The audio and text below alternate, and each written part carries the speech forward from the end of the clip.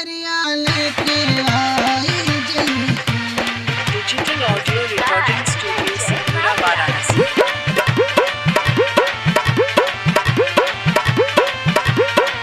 अब की नवमी में सऊद से सजनवा चुनरिया लेके आई जईती।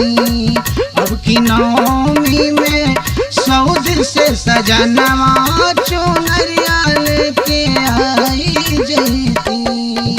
चुनरिया लेके आई जईती है, चुनरिया लेके आई जईती।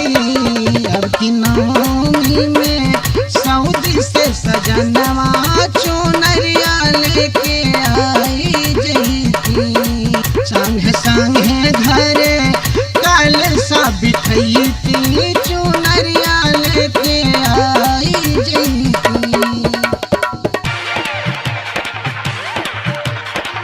आई जईती, आई जईती।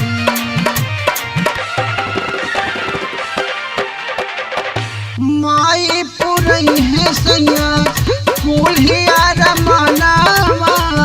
3 साल बीत गइल भइल ना ललनावा। माई पुरई है सैया कुलिया रमनावा। 3 साल बीत गइल भइल ना ललनावा। आके संगे संगे मागती मगनवा चुनरिया लेके आई जईती।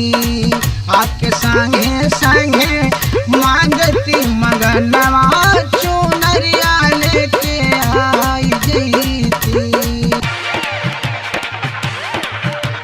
आई जईती, आई जईती।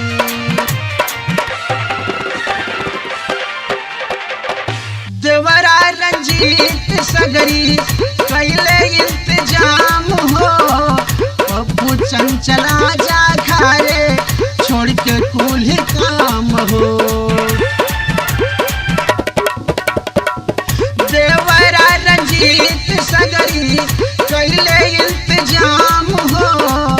पप्पू चंचला जा खारे छोड़ के कुल काम हो। आके आखिरी दिन हवन करईती चुनरिया लेके आई जईती।